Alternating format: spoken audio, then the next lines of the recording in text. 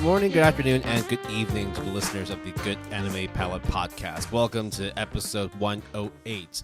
We are at the final episode of season 9, which means we're going to be doing the GAP season 9 awards.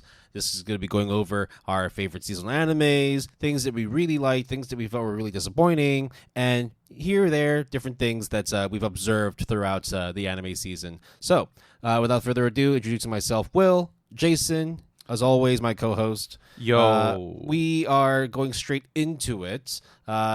We are going to be following a similar format to last season's awards episode, in which we're going to be going over several categories, which include favorite seasonal anime, backlog anime, the Waifu and Husbando awards, surprising and disappointing things that we've watched, as well as, I suppose, naming an outright winner for our best/favorite manga and anime of season 9. Yep. So, is there any preamble you want to go into? Do you want to, talk shit before we go into this? let's talk like one random specific shit, which is, bro, summer came real fast, and I don't mean the seasonal anime, I just mean how hot it is in Hong Kong. It is currently 32 degrees Celsius, which for people over in the U.S. It's like 100 and something. No, that's not close. It's like 90, which is still hot. If it was 100 degrees Fahrenheit, then it would be like 37, 38 degrees, which we have experienced in Hong Kong before. I just feel bad because I never understood Fahrenheit. Nope. I mean, for the longest time living there, like, I never knew how to use Fahrenheit, and whenever people tell me, like, oh, it's, 95, it's 85, it's 60 degrees, I'm like, cool, those are indeed numbers. I have to say, though, when it comes to baking, like, just baking food, Fahrenheit makes it more precise, which I just think it just helps. But I suppose. But in general, like, I don't get it either. Put the number to a certain number and press cook. That's how I go with it. But okay, enough dumb preamble. Let's get into our podcast season 9 finale. So, let's start with the first one that we always start with, best girl/waifu of season 9. Now, we usually have either one runner-up or winner, no contest winner, or sometimes, in my case, because I'm stupid, I like having several runner-ups sometimes, which has also happened this time around. I'm guessing you have 5. What, for best girl waifu? No, it's just runner-up and winner. Okay, got it. for a minute, I thought for a minute, it's like, are you just going to list all the different 100 girlfriends? No. To be fair, only one category has more than one runner-up. Yeah, the majority for me have one outright winner. Some maybe like 1 or 2. Just keeping it simple. Yeah, really. Yeah. Why don't we start off with you? Yeah, sure. Who gets your best girl/waifu of season 9 of the Good Anime Palette Podcast? So before that, I have to give the runner-up, though, which the thing that I have to admit is these two winners and runner-ups, there's going to be a pattern here where these shows we actually didn't really talk about, even though they were seasonals. It just happens to be either I didn't watch it at the time and you watched it, or it premiered after we recorded. So, the runner-up for Best Girl Waifu of Season 9 of the GAP podcast is Haruna Akiyama from Mono, Spring 2025. So that is essentially the anime that debuted after our recording, made by the same mangaka Afro, who did Yuru-Can. And Mono is about photography and a bunch of sightseeing, basically. And the main, I guess you could say, adult in the cast is essentially a mangaka who does mangas of sightseeing of the places that are in real life. And she is very lazy. She is very absent-minded, which is basically me written to a T. Yeah, I'm looking at her, and I immediately can tell there's a reason why you have her in your in your awards. So, I mean, she's not like really hot or anything, but I just get her. I just understand her pains and her struggles, and she is my runner-up. So, a few steps shy of becoming a full-blown NEET. Well, okay, okay, I'm not a NEET actually. I'm talking about her. Yeah, no, she is. Yeah, like she just like sleeps in her konkatsu and just does nothing all day until deadlines are here and I have to make a manga, which I think is just Afro the mangaka, because we actually don't know Afro's gender because it's a pen name, but I'm assuming that this character is based off of Afro himself or herself. And it's really funny, the show. And guess what? It's going to show up several more times. So that is my runner-up. Will, what is your winner? I mean, do you even need to ask? It's pretty straightforward. The amount of times I've talked about Kowloon generic romance, and it has to be Reiko Kujirai. She's hot. She's independent. She obviously has a lot of internal issues that she needs to work through, and hopefully as the season unfolds and we get close to finishing the manga run, which I think we are. I think we're not that far off from the manga actually finishing. Yeah. So we should be getting a fairly close conclusion to her story and the mystery that lies underneath it. But hot,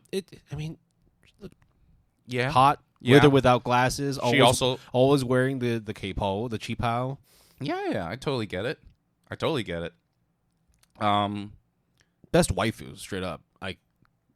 I honestly don't see any other characters that come close to this at a podcast season, which I would even have considered as a runner-up. It just made it straightforward for me just to say her. So my winner also is very straightforward, and you might not realize it. So I binged watched Rock is a Lady's Modesty. Okay.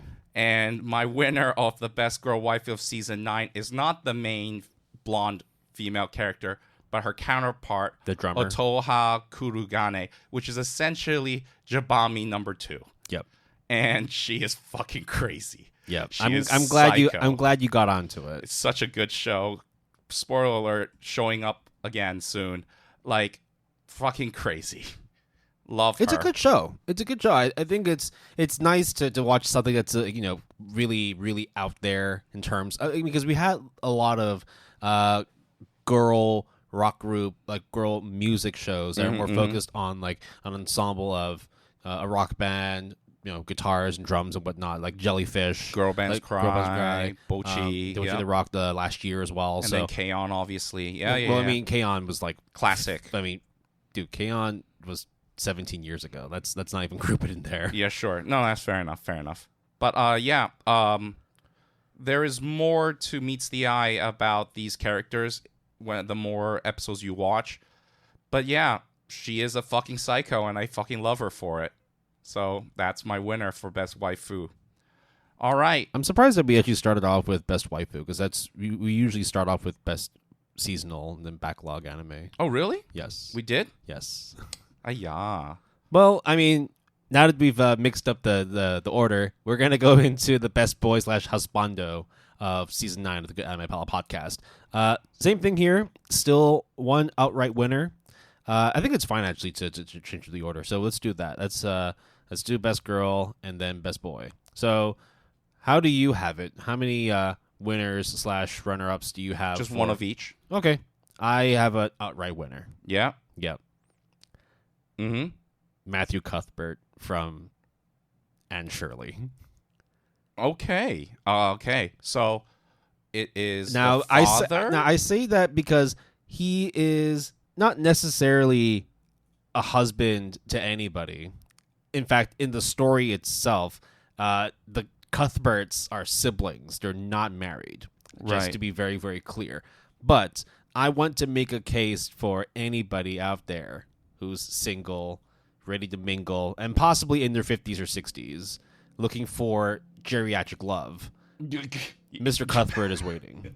Okay. He's great with kids. Even ones that he just randomly picks up from a train station in the 1800s. Yeah. That's based on a contract. It's not like he's just going around and picking up all lost that girls. sounds really sketchy, but I understand what you're trying to say. I'm the one that turning it into like this crime thing when it's not. Yeah, so. you want him to be a monster, and he's not. He's soft spoken. He's very friendly. I think, look, if there was anybody that you wanted to call daddy, both in the sense of a father figure and also daddy, then I gotta go with my boy Matthew. So, Matthew Cuthbert, you've got my seal of approval for the best potential husbando. The parental figure. Yes. You got to have somebody in the house that actually is willing to listen to you. That's willing to... And despite the fact that, yes, in Anne Shirley, the female Cuthbert is his sister, right? You at least can kind of see the hallmarks of this, Matthew Cuthbert potentially being a good husband, a good father, and overall a good boy. Well, but he's a good boy. So when he listens, he listens. He properly listens. Even if you are, deranged and crazy, and you just, spout all your fantastical bullshit because of the fact that you are, a young kid who's moved into a new land and wants to, fully explore her fictional life living in the countryside. When really it's like, bro, like, I'm just a farmhand. Come on, just come to my farm and let's just work.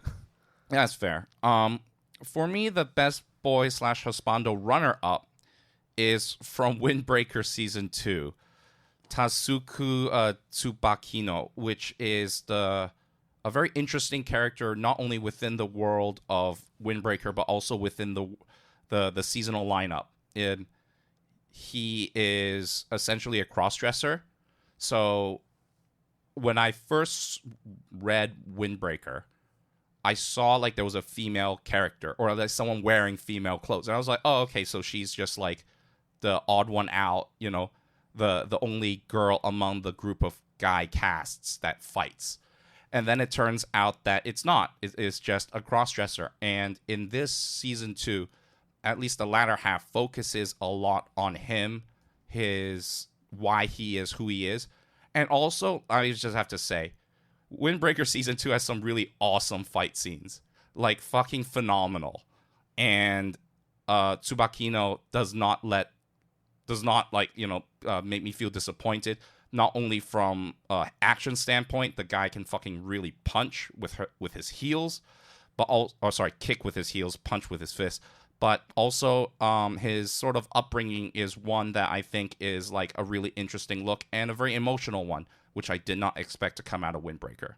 So, Windbreaker Season 2, you have impressed me quite a few times, and this is one of them. So, that is my runner-up for Best Boy / Husbando. And my winner is not... what is the detective's name again from Bundo's Stray Dogs? Is not him. What?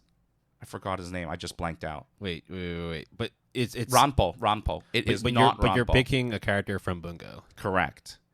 It is Sakunosuke Oda Saku, also known as Oda, who is essentially the hard-boiled detective who has certain special abilities at the very beginning of Season 2 where they talk basically the prequel.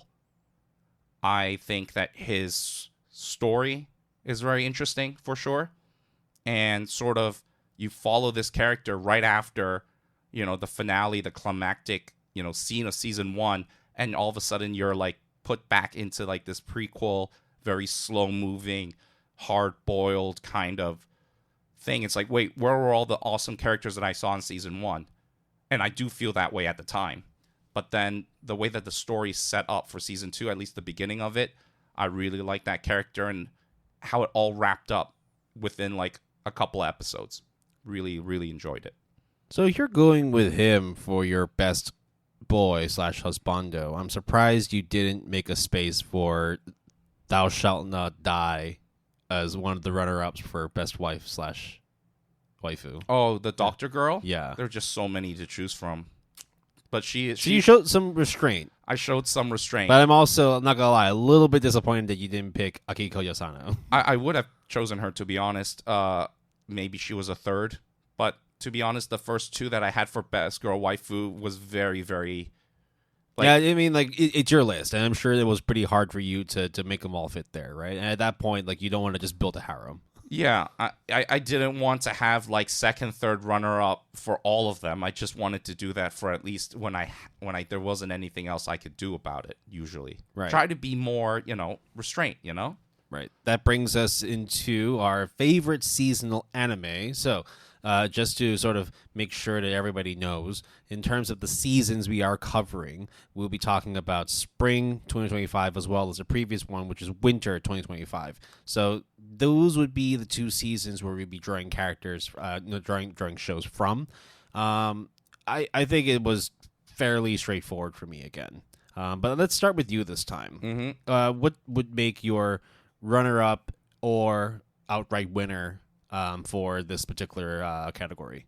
So my runner-up is Kowloon Generic Romance for favorite seasonal. I think it really captures the mood because obviously when we read the manga, right, we can, especially for the two of us, we can really imagine, I guess, the ambiance, sound, the general atmosphere, just because we live technically in the same city where this takes place, albeit at a different time zone, or I'm sorry, different time period, right?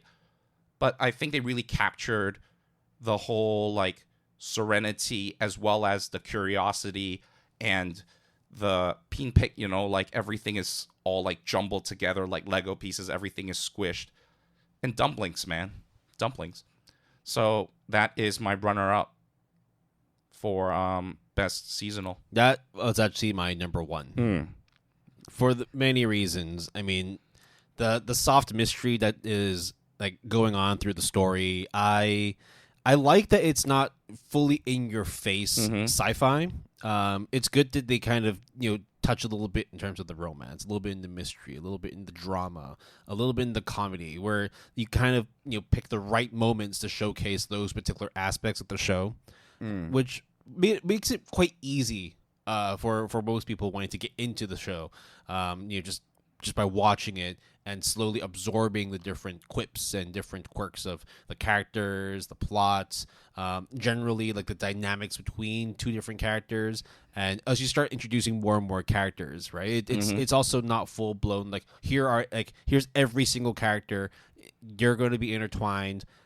You're going to have to figure out like how they're connected, what their relationships are with each other. Do they like each other? Do they not like each other? What's like the meaning behind their relationship and whatnot? I think it's paced in a way where you can slowly unfold the mystery, but also learn to sort of like putting it develop together.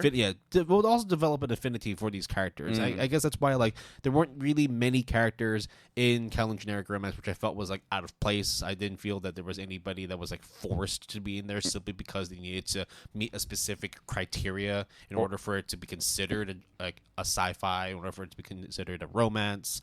It just made perfect sense. That's the way that they paced the show, which I was actually very, very pleased with. One of the concerns that you had, and I also echoed, was how the show was going to be paced from moving in from a manga perspective into an anime perspective. Right.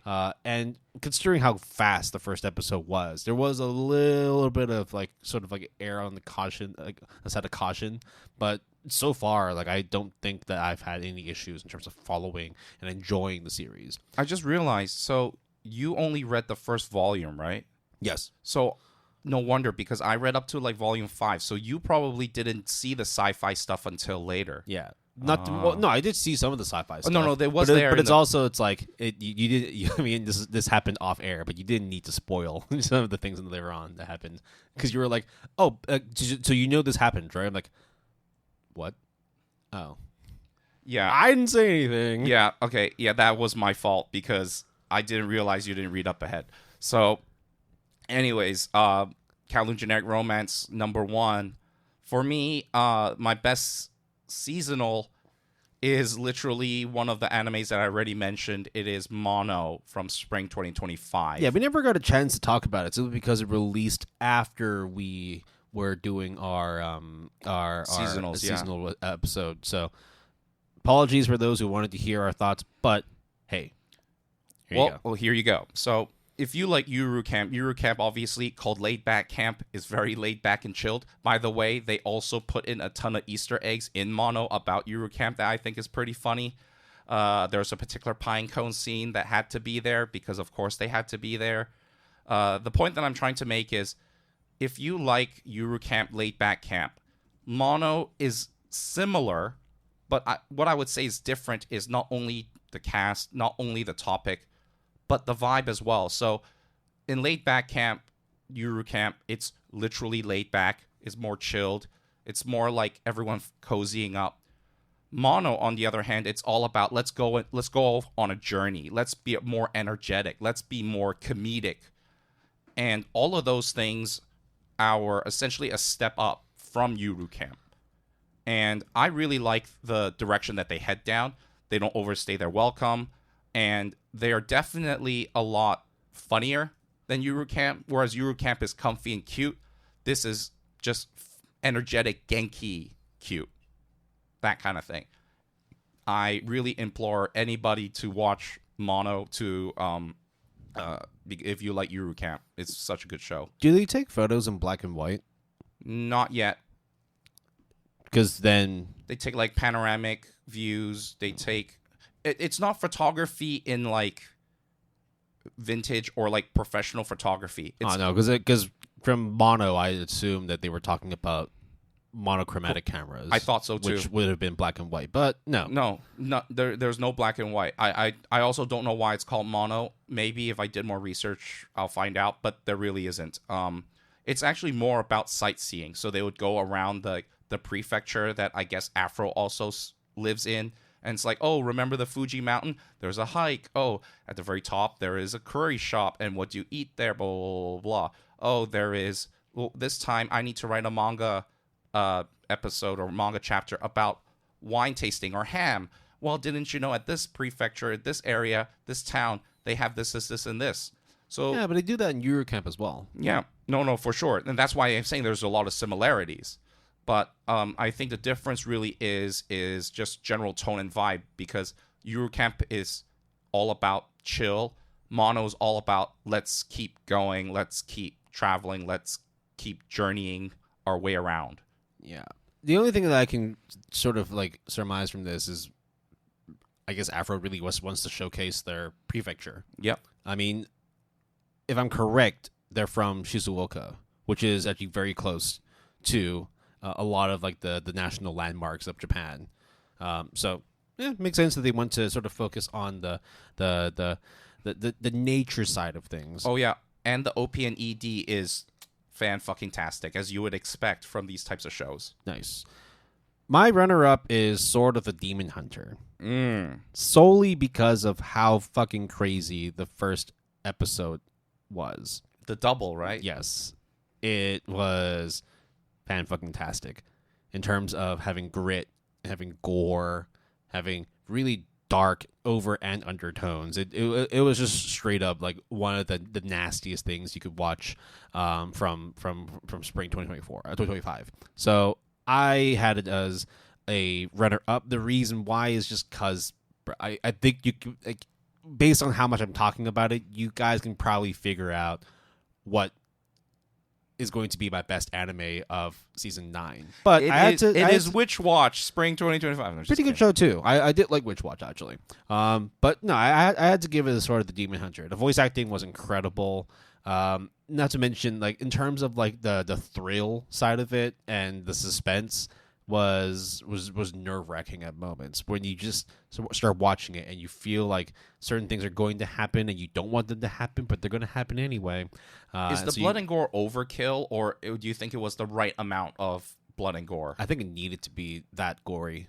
Okay. I mean, like, it was definitely surprising how fucked up it got, but at the same time, when you sort of see how characters evolve throughout the season, and you just sort of understand like why the nature of things are in terms of like the relationship between the demons and the humans, yeah, it makes absolute sense. It's essentially like what would happen if you made an R-rated Demon Hunter, a Demon Slayer. So like Tokyo Ghoul in a way too. Yes, absolutely. In the sense that like if it was like the nature of killing and and murdering, but set in like feudal Japan when samurai were still a thing. Yeah. So, yeah, I mean, like, I don't want to say like, oh, Sword of the Demon Hunter is basically Demon Slayer mixed with Tokyo Ghoul, because that would be a very, very like oversimplification of it. But I could see like certain aspects from both, and then being put into Sword of the Demon Hunter. So, yeah, Yep. that's why it got my number 2 spot for favorite seasonal anime. And number 1 is the obvious. Colin Generic. There you go. All right. Now we are moving on to our next category, which is our favorite backlog or best backlog from season 9. So mine are pretty self-explanatory. I'm just going to tell you my winner and runner-up, not in that order. My runner-up is obviously Bungo Stray Dogs. Mm-hmm. I mean, that's just... I mean, it took me forever to start on that train, but obviously I did. I now know what's it all about, at least up till season 2. I know what the hype is about for sure, and I really like how it's definitely an ensemble cast character, because there's just so many characters, and I'm assuming that it's all just going to mash, and it's just all going to blur and become this big ball of chaotic goodness that is going to be in season 3, 4, and 5, and Dead Apple. Maybe I'm wrong, maybe I'm not, but that is how I anticipate things will be. And they really don't hold any punches sometimes. Like, some of those powers are, like, when I think about it, I'm like, if you had that power, you wouldn't just take over a city, you just take over the world, right? But, hey, at the end of the day, it was a really good backlog anime, and I think it will continue to be that way. But my winner is, of course, Odd Taxi. It's too good. How can I not give it to Odd Taxi? I'm glad you didn't watch the movie version of it, or at least like the movie that came out after the original. Into the Woods? Yes, Into the Woods. Yeah, I'm glad I didn't either, especially after what you told me. In the Woods, sorry. In the Woods. Especially after what you told me. Like, I'm really glad I didn't. And there is nothing else to add about gushing about that show that either A, you have not heard me say it, or B, you have not heard other people say it. I really think Odd Taxi, even if you're not into those types of shows, is probably one of those shows that are very unique to anime that you can't get anywhere else. For example, with the animals. Like, it just wouldn't make sense in, like, other mediums. And I think also, I would go as far as to say, even though I didn't give it a 10 out of 10, that I would say an Odd Taxi is such a good recommend to literally anybody who wants to give anime a try. Would you agree? For Odd Taxi, like, maybe not right away, but like, it is definitely going to be up there, right? I would feel that if you have friends who are serious about anime, then they probably already watch Odd Taxi, and they probably feel the same way in the sense that, like, it is a very good show. Whether or not you have it as like a 10 out of 10 or like your top 10, 15, 20, whatever it is, that's pretty much what you. I mean, like, I'm with you. I also gave it a 9. I didn't give it a 10 out of 10 simply because the 10 out of 10 list is way too stacked for me, and I can't just keep saying, "Oh, that's perfect. That's perfect." There's got to be, some differences in terms of how I see certain shows. Yeah, we're not IGN, right? But Odd Taxi is great. Yeah, I agree, Jason. It's not a hard recommend to anybody at all. What about your backlog, Will? What is Well, there wasn't a lot to pick from. Yeah. And I wasn't going to give it a Bakurano simply because as much as it is like deep and impactful in the sense that, people do bad things, you give them weapons and stuff. Oh, what happens if how to take care of a bad guy with a gun, a good guy with a gun, but what if they're children? Oh. It's not a bad show. I did enjoy it, but I also felt that, like, the message it was trying to showcase, not to mention, like, I think it was also just like the amount of quote unquote hype from people when it's like, oh, you want to talk about fucked up anime? Oh, then maybe you should check out Bakurano. It's like, oh, so I've known that it's festered for like so long that, like, this is going to be one of the most depressing, the most fucked up, the most mindfuck shows there is out there. And after watching it, I was not disappointed. Isn't like the right word, but more like. It kind of felt a little lackluster simply because people kept on sort of ramping up the amount of fucked upness they received from watching the show. And granted, there are a lot of really, really bad things that do happen in Bakurano, but It's probably the fact that like I had already watched a lot of fucked up things beforehand, and in future episodes we will be talking about some really fucked up things. Yep. This kind of was like teetering on the is it fucked up and the it is fucked up spectrum for me. Do you think if you were to watch it then and there when it came out?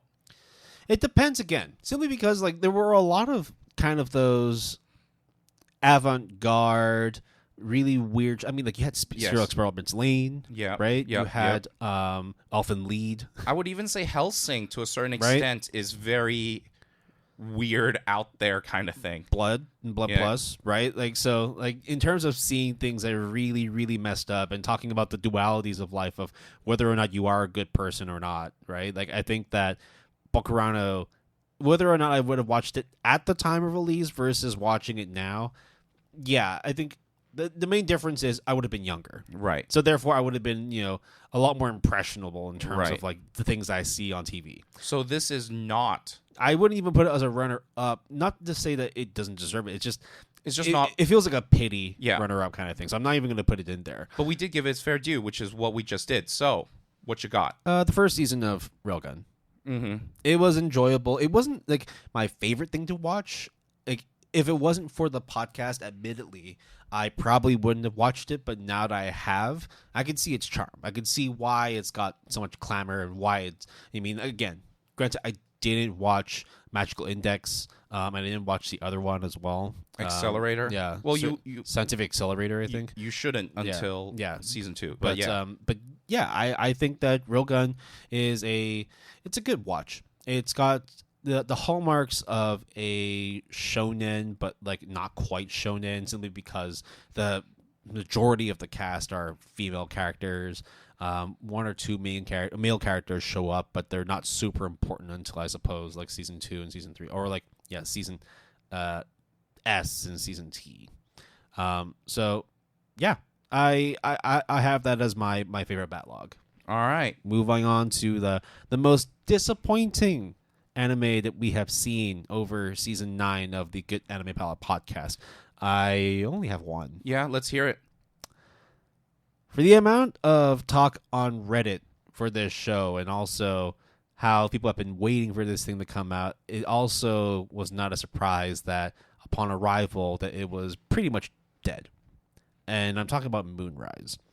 Ooh. Now, Moonrise, basically, as I mentioned in our spring seasonal episode, had the hallmarks of being a very, very good show in terms of the music, the staff, the genre itself. The premise was really, really interesting in the sense that we're talking about intergalactic exploration and also building up colonies on the moon, but the moon rebels want to fuck things up on the Earth, and it's one of those classic bourgeois versus the proletariat stories, right? Like the working man versus the bureaucrats and the Elysium. The Elysium. Yeah. So I think like there's definitely pieces there that would have made this one of the more like well accepted series. The issue was whoever decided to put these pieces together just never had any idea on how to solve the puzzle.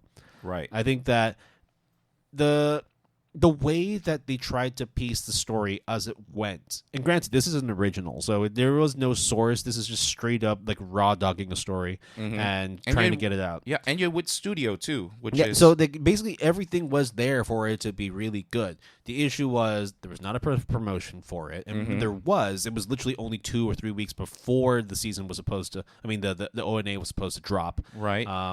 So if you wanted to watch it, it's on Netflix, but you wouldn't have known because Netflix didn't drop a trailer for it until 2 weeks prior.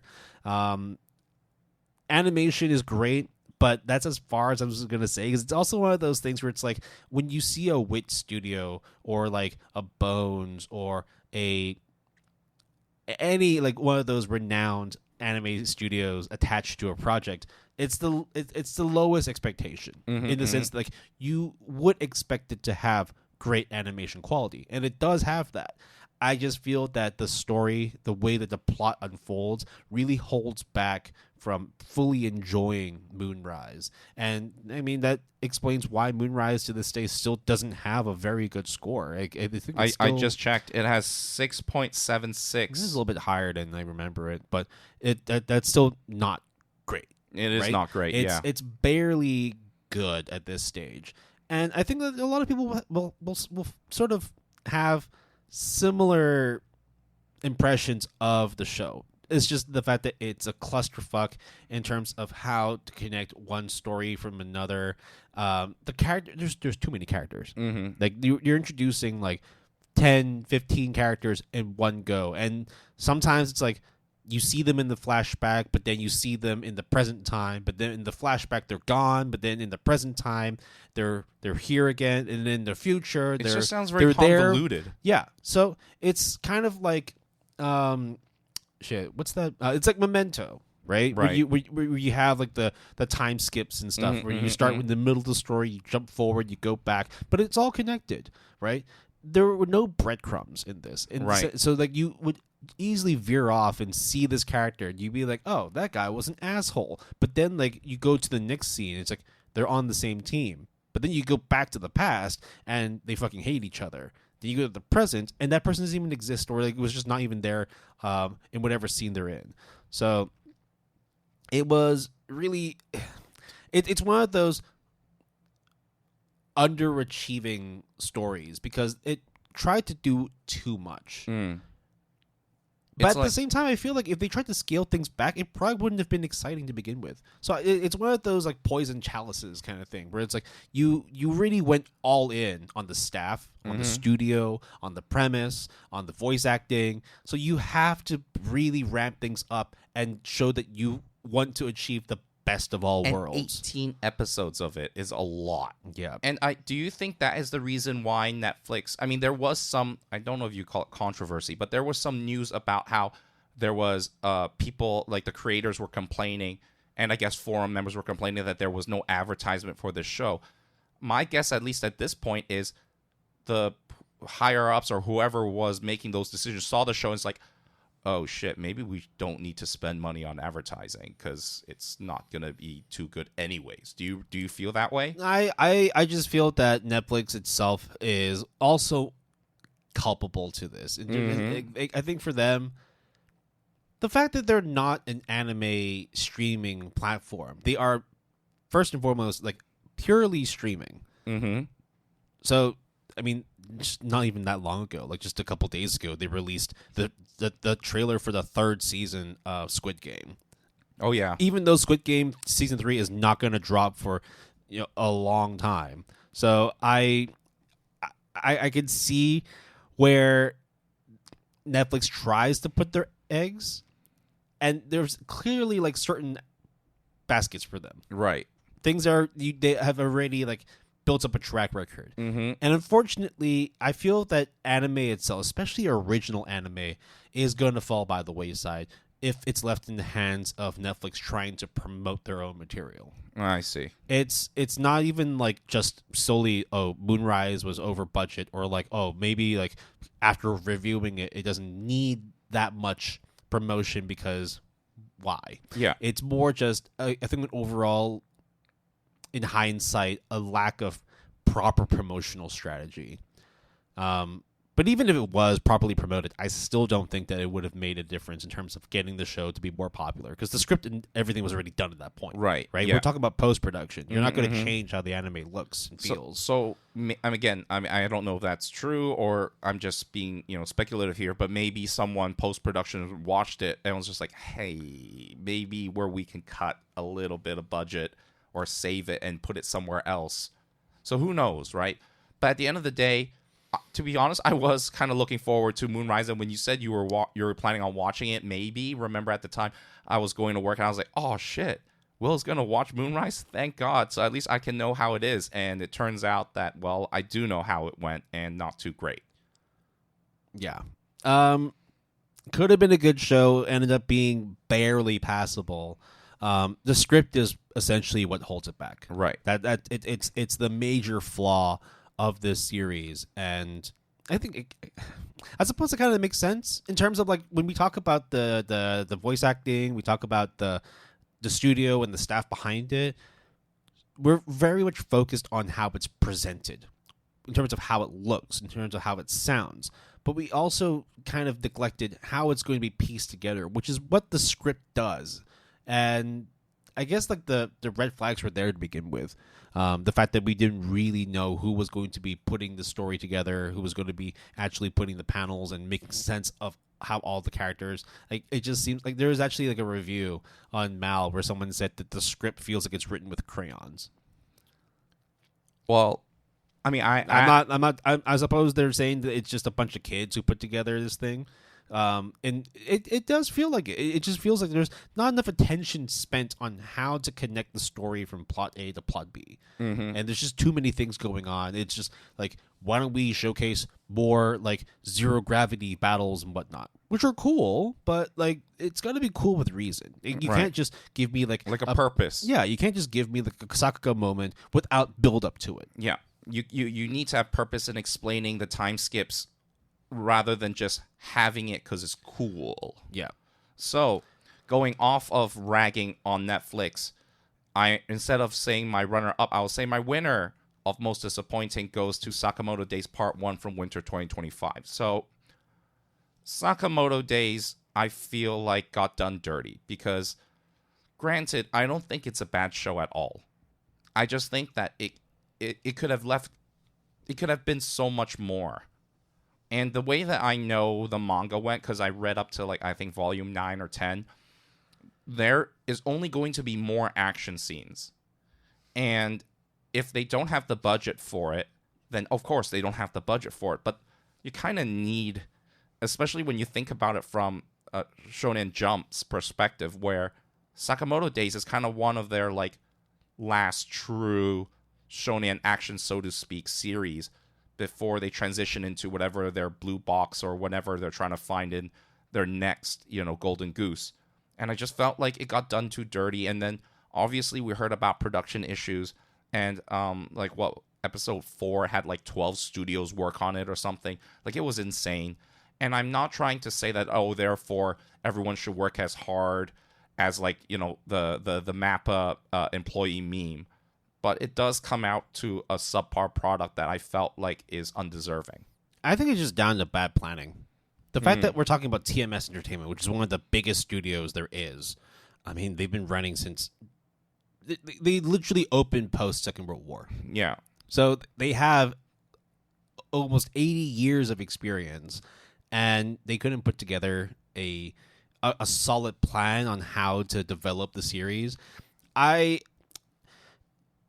I don't feel like it's going to be all that bad for Sakamoto Days in terms of like how it's going to unfold down the road. I think that it will start picking up. I think it's just one of those things where like it's a bad start. Yeah, false start. Yeah, it's growing pains from the first season, and then eventually it'll find its stride, and then it'll be able to showcase what it really means to watch Sakamoto Days. But at the same time, like, that's all you have as reference, right? The first season. Yeah, I mean... And after watching it, yeah, I mean, like, you already heard, like, my review of it, which is the action scenes don't look great. Yeah. And if you're a shonen action, that's kind of, like, half the title. In fact, like, shonen action itself is one solid word. Because you can't really define shonen action. They're just separated by a hyphen, that kind of thing. Yeah. So I never fully watched like the next couple episodes for Sakamoto Days simply because I already read the manga, right? But to have it as most disappointing in the sense that it's not a bad show, it's just that it could have been way more. Yeah, I agree. I think that it's definitely just lack of oversight in terms of like seeing like what you have as like your last golden egg. Or at least in this time. Yeah, in this era, right? Yeah, for sure. And I think the only thing that also is a little bit, we'll know for sure later, is Part 2 is coming out for summer. So probably as you're hearing this, it should be coming out in like a couple of weeks. Like the actual Part 2. Oh, I think I see what the issue is, actually. What? I think it's just the fact that TMS is just it's just lack of planning. So during the season in which Sakamoto Days came out, they also worked on as a studio, Dr. Stone's Science Future, as well as working as a producer for Honey Lemon Soda, which meant that they were already doing a lot of shit just for that one season. The season in which it's supposed to be dropping season 2 or part 2 of Sakamoto Days, they'll also be releasing Dr. Stone's Science Future Part 2.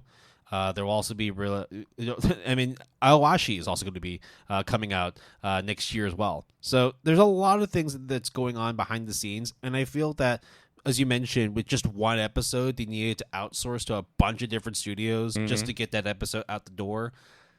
Somebody needs to, steady the ship and just realize, no matter how big a studio you are, jungling this many deadlines is not good for business. I understand that the key is it's getting to the point now, and we've seen this with how many series come out every season, that volume is key. Yes. In the end, if you can produce 10 series, let's say, for example, and one of them sticks, that's good enough. Which, at the same time, it's but that's a 10% hit rate. But it doesn't matter. You got one hit.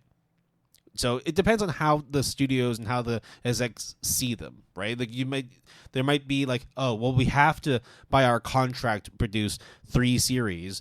So therefore, for the most part, they're going to be sunk costs. Why don't we just divert all of our attention into one thing and then make that good? Or why don't we kind of be a bit lackadaisical and kind of pussyfoot our way around all 3 and see what happens? Because let's be real, Dr. Stone was cool, but at the same time, it's my main issue with Dr. Stone is that the anime itself does not look good. A lot of times it feels like some characters are missing a line, or they were kind of just scribbled. It's not as crayons. It's not as bad as Seven Deadly Sins, for example. Okay, because that's atrocious. But it does feel that maybe you need to focus on 1 or 2 things every couple seasons and really refine your style, which is kind of also counterintuitive to TMS, because TMS doesn't have a style. No, they don't. They're just a big conglomerate, yes. Right? And going off of big conglomerates is my runner-up, which is Guilty Gear Strive: Dual Rulers for spring 2025. So I like fighting games a lot, and it turns out that there was a Guilty Gear anime. Who knew? And I think some people do like it as a 6.03 on my anime list, though, so I'm not doing too great. And I know that the main point of this show is to promote one of their original characters that is going to come out. I mean, it has already come out as of recording, Unica, which is the name of the female character, the main character of this show. Going off of what you said, Will, about planning and execution, my God, I need to figure out why they need to make an anime just to promote this new character. Because it's not like they don't have new characters come out in the past in the video game and promote it regularly. But when they make, a show, it looked bad, man. The 3D was bad. And I don't mean it was Ajin, kind of bad. This one was just atrocious. And then when you add in anime video game storyline and logic, it's just the Moonrise thing of it's just poor planning, poor execution, and poor writing. And I just don't understand why. Maybe there is some reason. Maybe someone crunched the numbers. Maybe this was promised to someone at somewhere down the line behind closed doors.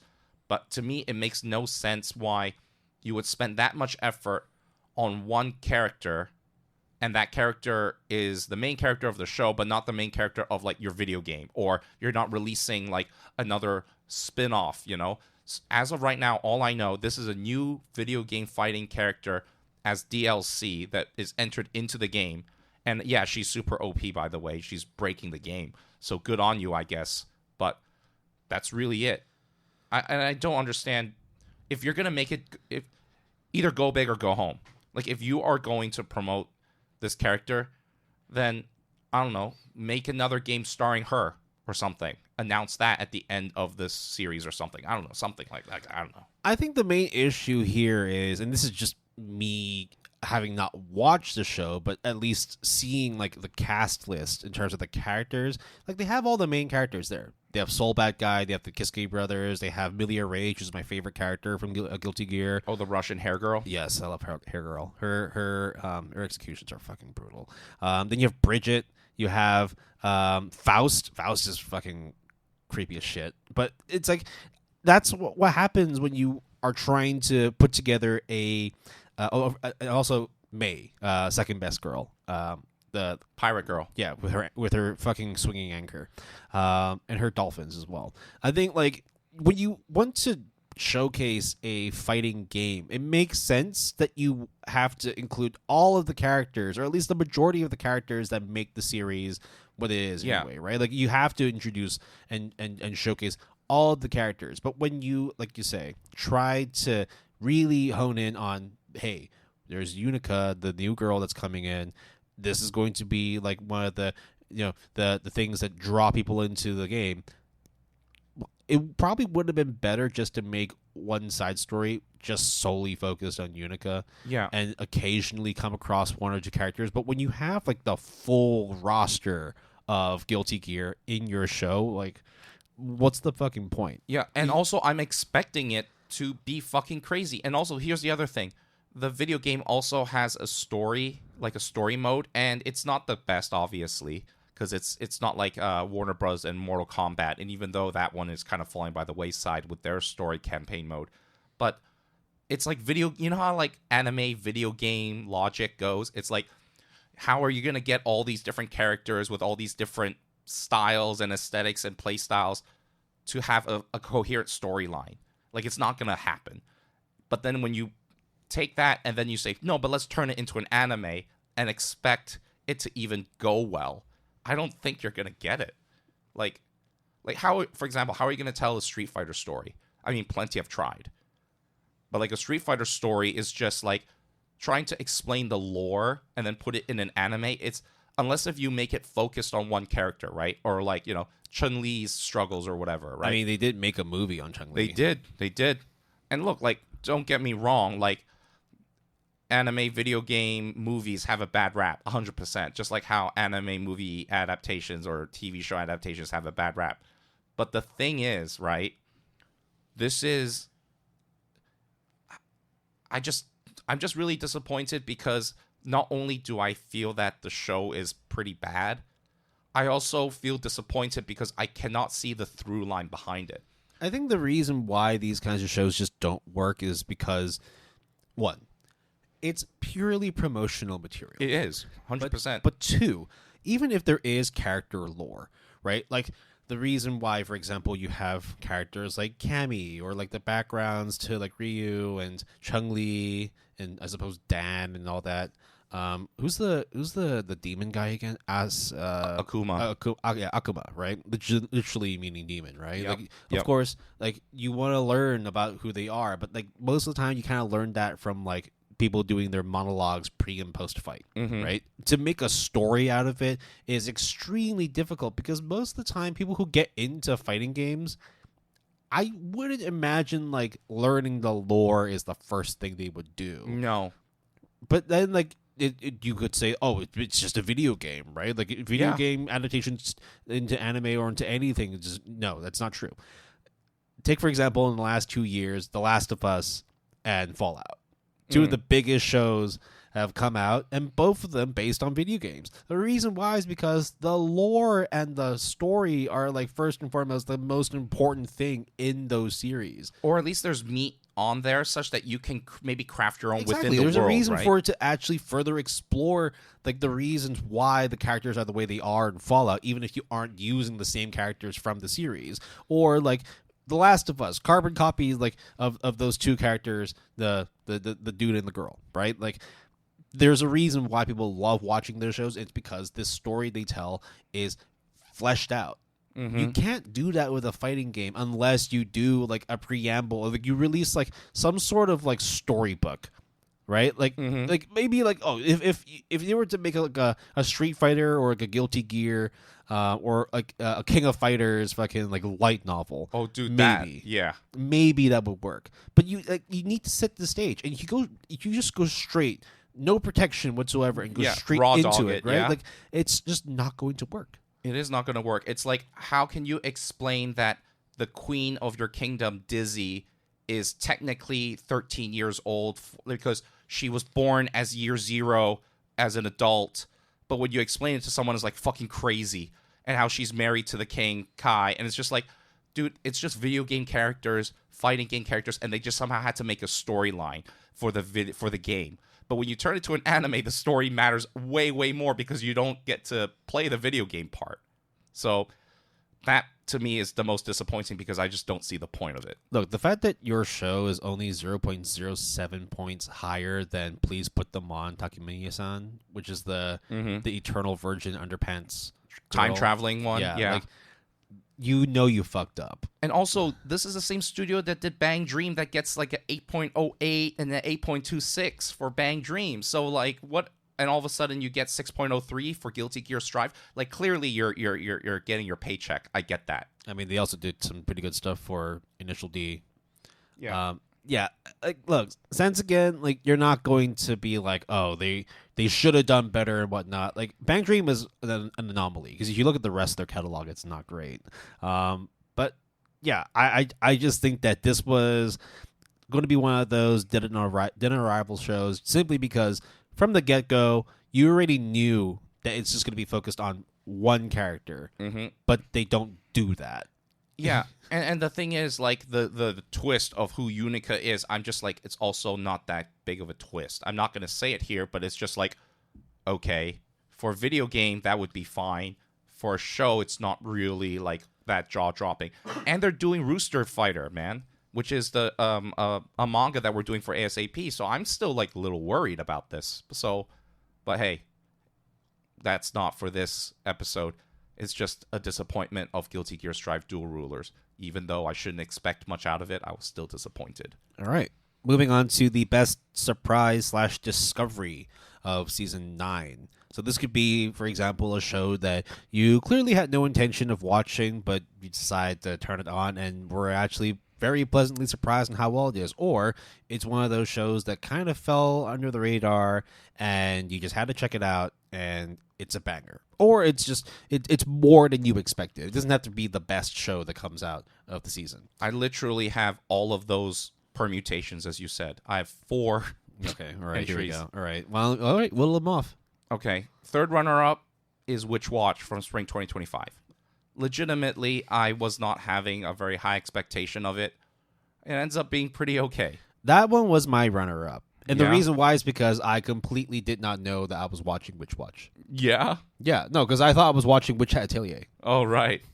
And then when I started watching it, it's like, why is there a dude that's a demon? Why are they in modern Japan? Yeah, hold on a second. Aren't they supposed to be falling through a roof and, like, you know, there's not supposed to be doing magic? But, okay, I'm not watching Atelier. I'm watching Witch Watch. All right, well, since I'm here, I'm going to watch it. Oh, this is actually pretty cute. Oh, it's the comedy is not bad. Okay, this is actually turning out to be a pretty fun watch. No pun intended. Yep. So, yeah.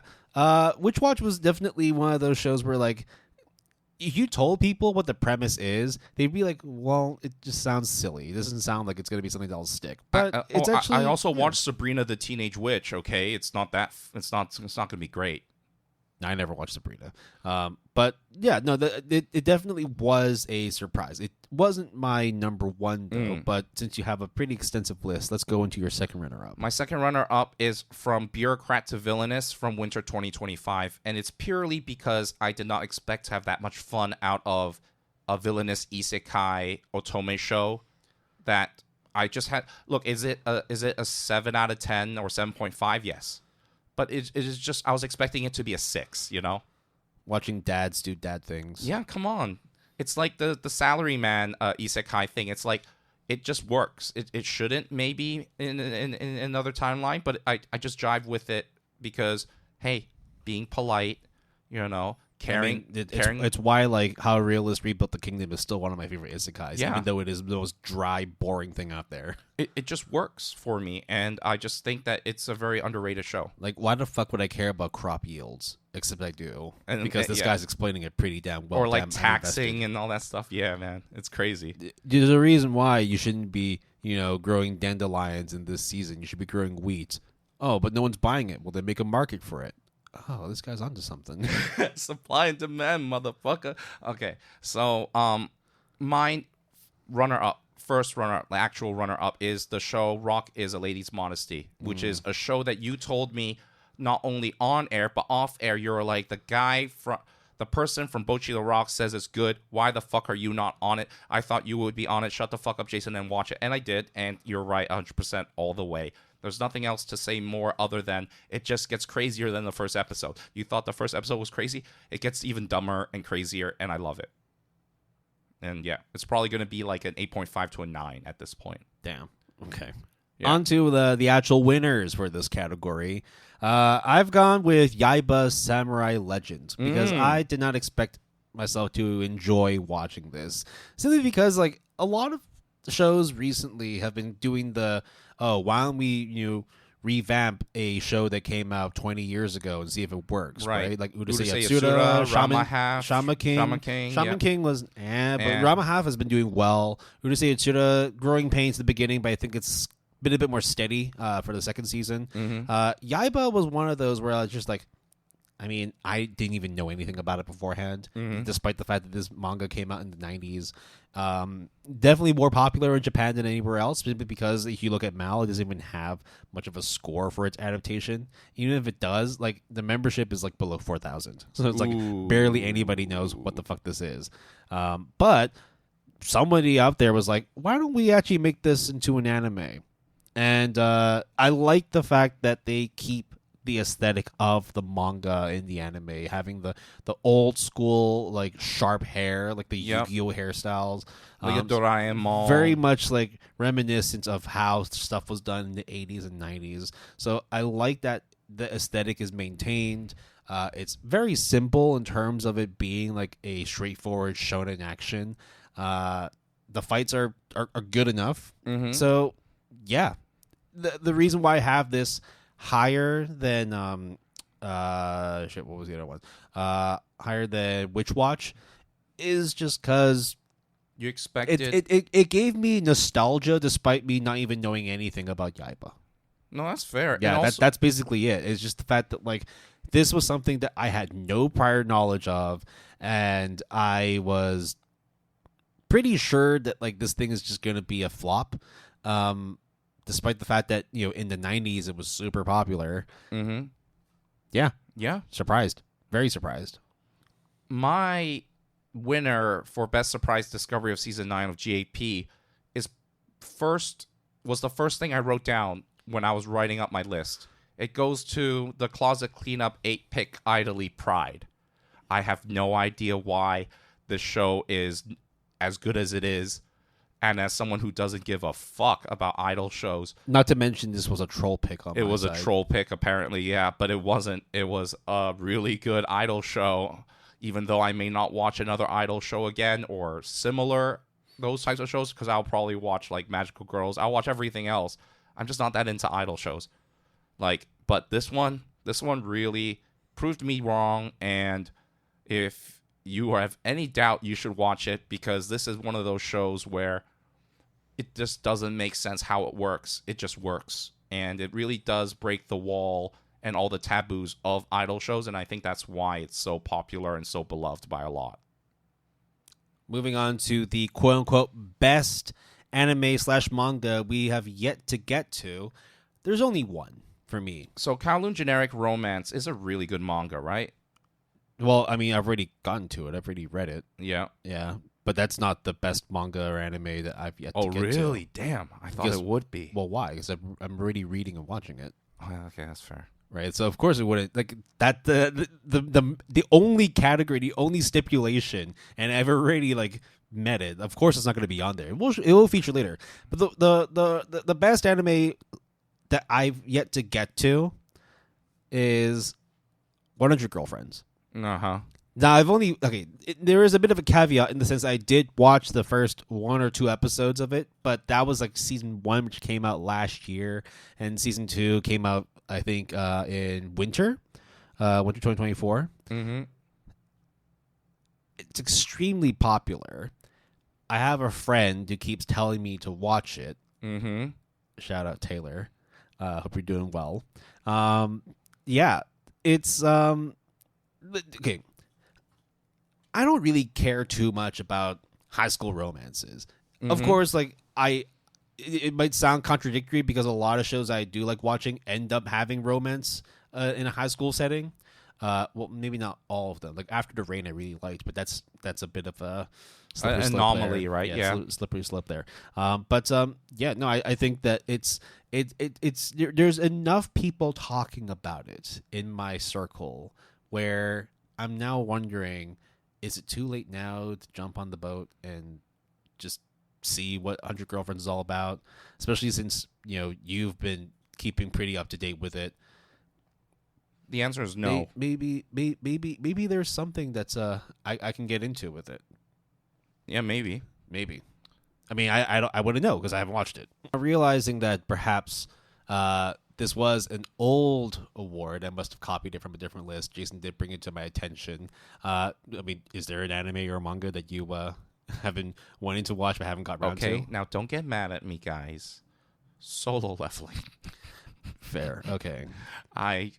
We we will be talking about this later on. Yeah. But, look, I know how hype it is. I read the webtoon. I did not finish it though. I know, Will, you read. I was very current with it at the time of recording, but that was like, is it over now? 2-3 years ago, I believe it is. Let me just double check. But at the time, I was like very close to reading everything that was out there. Mm-hmm. Just to confirm. Yes, the manga finished. Okay. I mean, the final chapter came out in 2021. Oh, okay. Oh, then it definitely is finished. The other thing is also Omniscient Reader hasn't even come out yet as an anime. But anyways, this is not about that. This is about Solo Leveling. So I have not watched pretty much half of season 1 and obviously all of season 2. And obviously it swept the awards at the Crunchyroll Anime Awards, and obviously a lot of people wouldn't shut up about it. So there is no doubt in my mind that this is going to be a good show. There's so many memes online that it's just popular. It's like Fieren in the sense that like everyone needs to watch it. So I'm going to watch it eventually when I get around to it. Yeah. I mean, season 2 was pretty damn good. Yeah, like Mappa, come on, doing action. Apparently, there is a bunch of weird shit that happened. I have no idea. But anyways, the point is that it is really good, and I should get around to it. All right. Favorite moment from the podcast season? That was on there, too. Oh, yeah. Did you have one?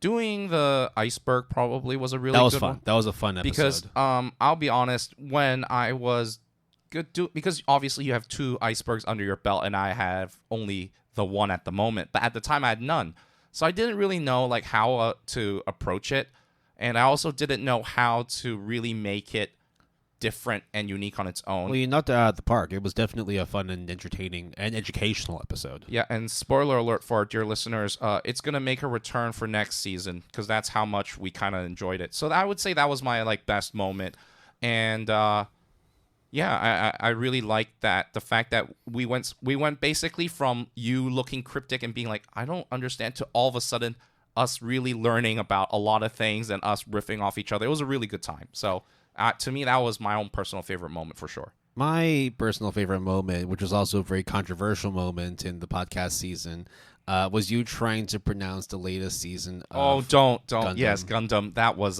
tough. The fact that like I had to post edits and also add a redacted into it as well. Yeah, that was bad. That was. I mean, that was in the hella moment, bad. I was just like, "This is fucking hilarious that you had to say it like that." But at the same time, yeah, thinking back on it, like definitely could not air it. But it was bad. But yeah, hey, surprise, surprise! The person who cannot pronounce stuff mispronounce stuff. And sometimes hilarity ensues. Sometimes offensiveness unintentionally occurs. So that's that, I guess. Will, what is our next topic? Well, I've got best manga. Yep. Right. Mm-hmm. What do you have for your best manga and anime is the last 2 that I have. So for the manga side, what do you got? What's what have you been reading this season that you definitely feel that is top tier. Well, I've read a lot of manga, but the ones that are probably applicable for this show that we're going to talk about is very self-explanatory. The runner-up is the summer that Hikaru died, and the winner is Kowloon Generic Romance. I just have a outright winner, which is the summer Hikaru died. The reason why is because I couldn't have Kowloon Generic as both my best anime and best manga because I'm not Crunchyroll. And I don't just shoehorn every single award for just one, despite the fact that Kowloon Generic has featured at least 3 times in my list so far. But I recuse myself. I am going to go with Summer Hikaru Died as the best manga. It was just one of those, like, we have talked about horror and suspense as a genre, or at least like a combination genre for both manga and anime. And I feel that the summer Hikaru died is probably the last frontier, the last solid chance that we have in terms of getting a good horror anime. Because, look, man, like Uzumaki, that shit was not cool. I mean, like, no. at least, like, it started off well, Yeah, and it then started off it well. just really fell flat. Yeah. So yeah, I know what happens when we have such high hopes and we end up getting way too close to the sun. We burn and die, but my name is not Icarus, so I'm still gonna try to fly. My as close. name is also not Hikaru, and I'm definitely not going to be dying this summer. There we go. We are not gonna really elaborate on Kowloon Generic Romance because we already have. But I really. But did I tell you how much I like Kowloon Generic Romance? No, please tell me again, my man. It's a fantastic show about romance. That is of generic. Of the generic variant, yes.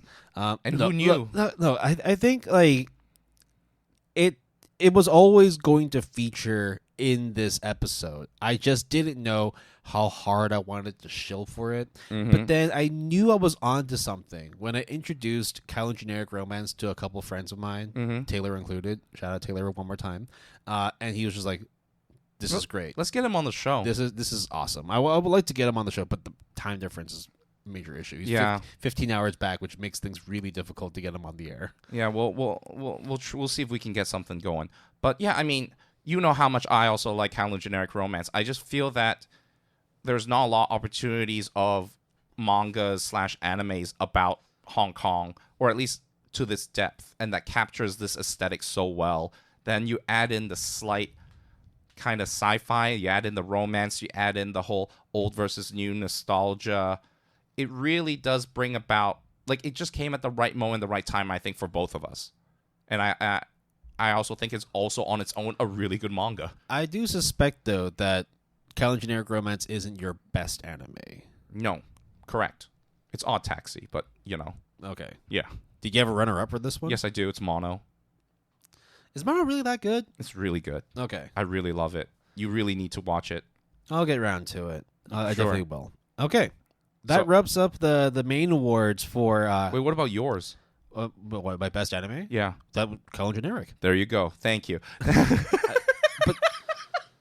But did I mention Yeah. that my favorite anime is Kowloon Generic Romance? No. I'll go so far as to say it's all time. Oh. No, absolutely not. I'm not a Matt, no. That being said, though, would you give it a 10 out of 10? It's hard for me to give it a 10 out of 10 just yet because it's not done.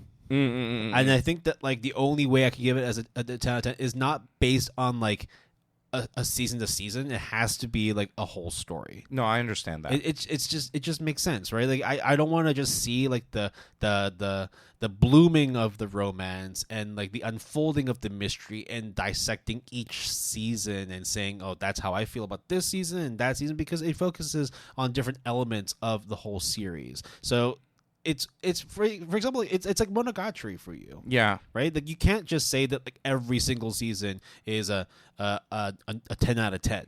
Right? Absolutely not Nisei Monogatari, no. Right? And I would say that for at least Monogatari, the whole thing is a 10 out of 10, but the parts of it is not 10 out of 10. Same with me with JoJo, right? Like I definitely did not vibe with season 1, and season 2 was good enough, but like definitely needed more. And then, season 3, part 1 and 2 was absolutely superior compared to part 1. But it's like, again, it's making sure that I've consumed like the whole story before I can give it a 10 out of 10. Right. No, that's fair. Yeah. All right. So that wraps up all of our serious-ish awards. Come back after the break when we go into our stupidish awards, where we give another set of awards to shows and stuff that aired this podcast season for GAP. Peace out.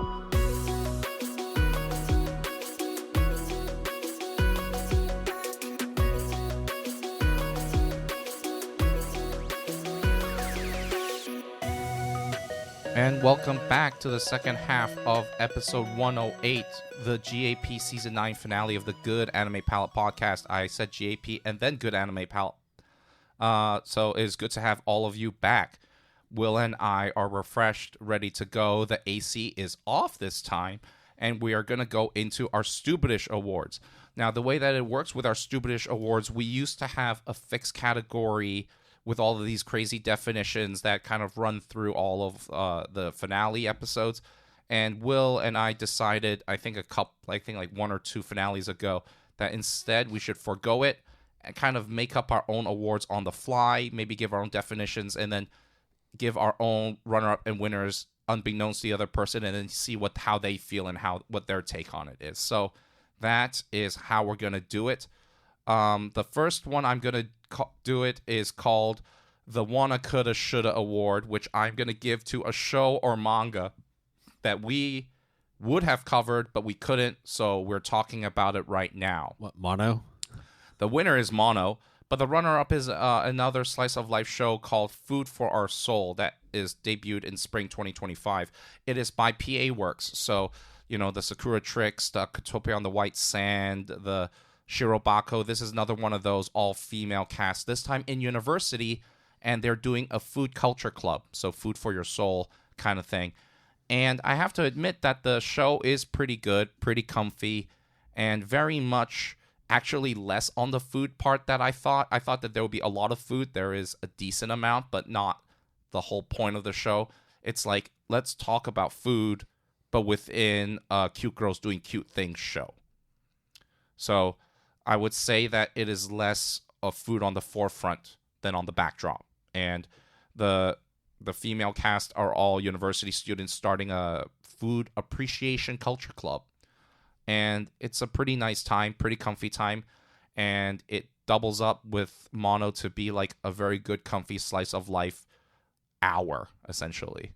And you should, if Mono or Food for Our Soul would have been, debuted before our recording, I definitely would have, should have, could have covered it. What about you, Will? Is there any shows that you either want to take or renege or whatever? I mean, like 100 Girlfriends, right? Like that's one that I think like I should really get around to watching. And the other one I suppose would be Blue Exorcist, because I did watch like the first couple of seasons, but I haven't got around to stoking up that flame again. So it's fully exercised at this stage. Mm-hmm. The award that I have for this section is the At Least You Tried award, which goes to the amount of anime originals that we received over the past 2 seasons, and for the most part, not many of them making the mark. I'm speaking specifically about Lazarus and Moonrise. I already talked at length about why Moonrise was a crock of shit that was packaged pretty neatly, in the sense that like it looks nice, it sounds nice, but when you open up the box, like, fuck, dude, everything is like broken and dead on arrival. The other one was Lazarus. Now, Lazarus, when I watched the first episode, I thought it was pretty neat. I thought that like the soundtrack they had with it, which is a bit sort of like neo jazz. There's some EDM in there, like a little bit of like house trance, and then like there's like some punk rock in here and there. I thought it was a very nice eclectic mix of music to go along with something that was, I think, a very interesting premise. However, I feel that as time went by, the story started getting a little bit not as interesting. People weren't really vibing with it anymore. The fact that like it started off as like a high 7 and now it's sitting at a low 7.32 means that like people are starting to drop off from it. And I think like the main reason why is just because like despite it looking like very appealing and having like a very intriguing soundtrack, the storytelling is still very much like, where are they going with this? Mm-hmm. The fact that like over the last 2 seasons, right, the highest rated anime originals were Zenshu, The Mappa one, yes, also. which I actually really liked. I like Zenshu. Yeah, Zenshu was fun. The other one being Apocalypse Hotel. So, yeah, I like Apocalypse Hotel. I'm watching it right now. Both of those shows are rated higher than Lazarus. So, I mean, the thing is, Watanabe, I guess, just isn't as good as he used to be, I guess. I don't know. Because Lazarus, on the surface, again, as you say, has everything going for it. You have Mappa. It's an anime original. It is Watanabe's work. You know? It looks very fantastic. But do you think, Will, that the reason why is that if it could stick the landing at episode 13, which I think is what they're scheduled for, then all is forgiven? Or do you think from now you can see, because it's going to go to nowhere. It's only going to end in disappointment or maybe an okay ending. I think it will stick some landing, whether or not like it's going to be like, oh, this is the best thing that Watanabe-san has created. I think it won't be. I think it's really hard to get back to the heights of your Samurai Champloo's and your Cowboy Bebops. I suppose even like Kids on the Slope. I really liked that one a lot. Terran Resonance, there was definitely a lot of fanfare for that one too. Carolyn Tuesday can fuck off, but yeah. And Space Dandy is like a personal favorite of mine, just because I like Space Dandy. Yeah. But I think like the thing with Lazarus, and I think like overall, like whether or not what Jason said about Watanabe-san falling off or not, I don't think that's necessarily the case. What I think we've gotten here now is that we're reaching territory where originals are starting to feel a bit derivative. And in a sense, like that's what a lot of works are nowadays, right? Like it's really, really hard to be truly original simply because so much stuff has already come out that you're going to produce something that's borrowed influence from another property or from another idea. It's truly hard to be non-derivative and just have something that is sparkling new, never done, never tested, brand spanking. Like this is the newest, most original shit you've ever seen. I think like it goes beyond like anime and manga as well, right? Like music is the same, electronic technology is the same, movies are the same. Yeah, like, you're not going to be finding things that like are going to be wholly original. You just have to be able to appreciate the derivativeness of certain aspects of whatever original thing you're watching. I think that like Moonrise, Lazarus had a lot of things going for it. I mean, a star-studded producer, like historically significant producer. You also have, the Kamasi Washington. You got Floating Points. You got Bonobo. You got some really, really legends of their own rights in their respective fields of music, also providing the soundtrack for Lazarus. Much like Moonrise, the music sounds fucking fantastic in it. But in the end, like, you gotta have a good script. And so, like, when watching things like Zenshu, where the script is actually very simple, right? You've got this workaholic, neat girl who wants to create the best manga/anime of all time, and one day she dies, and then gets transported into her own works, and then realizes what's been missing this whole time. Simple, but it worked, and it was very fun to watch. You also had a good time watching Apocalypse Hotel. Yeah, I did. I mean, I wouldn't say it is outstanding. I wouldn't say it is. I still think it's like a 7 show. It's a 7.5 in my book, but more leaning towards a 7.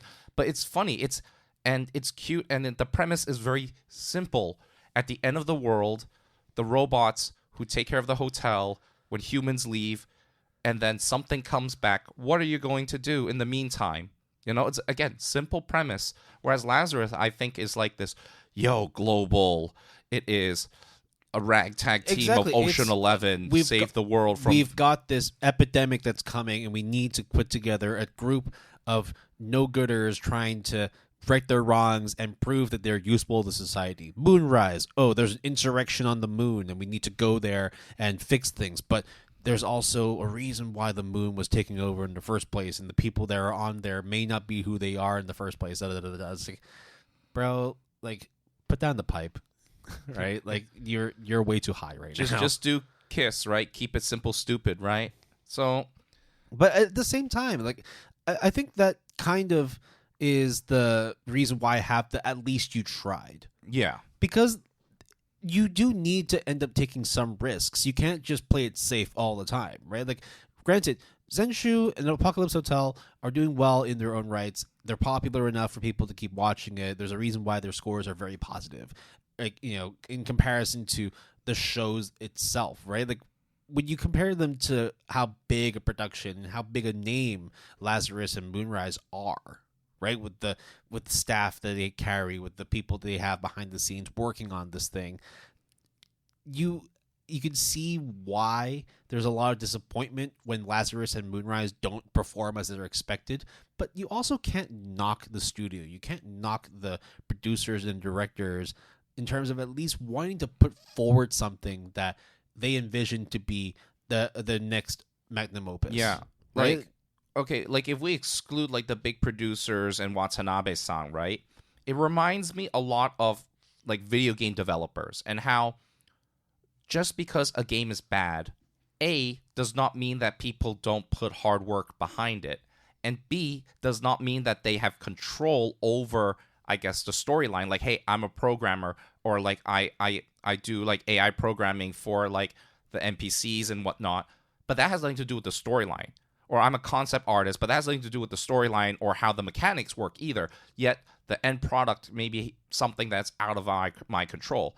And I think at the end of the day, like, it's unfortunate that sometimes good things are hard to make. And sometimes the reason why good things are the way they are is because they are hard to make, because they discern it from the bad things. But at the end of the day, also, good or bad, I think it goes to C, which is, I don't know about you, Will, but a lot of video game developers or a lot of people behind the scenes, when you come out with a product, they probably know it's bad, right? Like, they probably know, like, oh, we could have put more money into this section, or if we had more budget, or if we could have, you know, done this scene differently, but we were crunch time, or we only had 3D assets of these things, so there wasn't much that we could do, that kind of thing. So it doesn't necessarily excuse the product that comes out that everyone consumes, but at least you tried, right? I think that we should commend directors and producers for wanting to buck the trend and try and create things that really, like, they feel is, you know, groundbreaking, original, and at the same time be understanding that sometimes things just don't plan out, whether it is the product of its time, and therefore, like, these kinds of shows, which would have been amazing to watch maybe like 10-20 years ago, that just don't hit anymore. It may be us as an audience are starting to move away from that and wanting to seek other things, but at the same time, it's like you got to call out when it is not good, of course, right? I just think generally that we're moving in a direction where things are just going to be a bit more monotonous. Things are just going to be a little bit more monochrome. We're not going to be able to see anything that's really new or groundbreaking simply because, one, it's done and dusted, but two, people just don't really want to watch it anymore, I suppose. People just don't really yearn for originals. They just want to see stuff that's quote-unquote good or good enough. Or the thing that I am reading, whether it is manga or light novel, is now converted to the anime format that I like. So, yeah. I mean, there's a reason why there's so few originals nowadays compared to how it was. Yeah, but that's also just, like, you know, a product of our society too, right? Like, the fact that, like, have you ever seen a new design for a phone that wasn't like a foldable? No. Right? I mean, like, I have a Samsung. What, the nothing phone maybe? But nothing, I mean, nothing in itself, it's like, they're an anomaly, but I also don't really like the new designs of their phones. I did like it when the the CEO Carl Pei. I think his name is Carl Pei. Yeah, Carl Pei. Yeah, when he was working at OnePlus, I didn't like the OnePlus phones, but over time, OnePlus is just now the same as any other flagship phone. Like if you put I have a Samsung, you have an iPhone, right? You put them next to each other, you probably wouldn't be able to tell which phone is which without properly opening up the operating system. Yeah, it's not like the Nokia days where like there is a phone that is flipping, and then there's a one that is just like a brick, and then there is the one that slides up and down. There's the banana phone by Matrix, We're getting to a point where it's become fast food. Like ubiquitous, right? Yeah. You're no longer being able to fully discern like whether or not something needs to be original, whether we really want something to be original, or we just want to consume slop. But using the example of the phone, okay, again, this is a very, very speculative layman take on this, but I think the typical brick shape of the phone is because there's just no other shape that best suits the configuration with all of the componentry. Necessary evil kind of thing. Whereas with anime, the creative component or any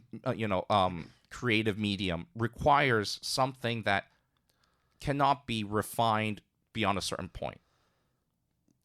At some point, like, I mean, there's a reason why, like, as much as I was talking about Yaiba and it was like a nice throwback to like the old days of shonen action, that therein lies the issue. It is a reminder of what shonen action was, and now you're just doing it again 20 years later, right? Like we're getting to a point where like the real differentiation between a lot of shonen action is, do they have ghouls? Do they have demons? Do they have vampires? Do they have like how much money? Are they anti-heroes and stuff like that? Yeah. How much money are you willing to throw into making your animation stuff? Right. Everything is compartmentalized. Are you going to get Orange to do your 3D, or are you going or is Orange going to do their own full-blown 3D shonen action? Who knows? But you just know that like when you're watching something, you kind of preemptively know that you're probably not going to be seeing things that are sparkling new, but at the same time, if it's good enough, it's good enough, right? So I lament the days of when originals were a thing, where like people just had no source material and just wanted to create something, and it was fan-fucking-tastic. We don't have that luxury anymore, not because people don't want to do it, but because it carries a lot of risk. And it also means that like you really have to try your best to put together a fucking good script. And unfortunately, I don't think enough money goes into script writing. Do you think? I mean, that's why we had like the community, the comedy episode, right? Well, not that, but like more specifically, that's why we had like the SAG protests. Right. SAG-AFTRA, yeah. Yeah, like people just didn't feel like they were being paid enough or like being like respected enough to continue doing their work. So they decided, you know what? I'm putting my pen down. I'm not going to write anything. See how your shows do. And whether or not like we're going to see anything similar, I don't think we will be seeing anything similar, because I never felt that like, for the most part, the majority of anime and manga needed to have like the best of plots. No, right? You're correct. Not everything is like Monogatari is an anomaly in the fact that like the writing is fucking S tier and the action is also fucking S tier. Yeah, there are some issues here and there, but it's not the quality of it. It's just the fact that like maybe don't try and fuck your sister. Those kinds of things. And maybe, lollies, hey. But the point that I think I totally agree with is we do not encourage. It's either a black or white issue. Either you succeed or you fail. There's no middle ground of, hey, still it's good. I'll rearrange what your analogy here in the black and white. It's whether or not you want really, really good writing or really, really good action.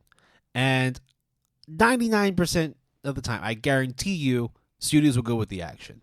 Yes.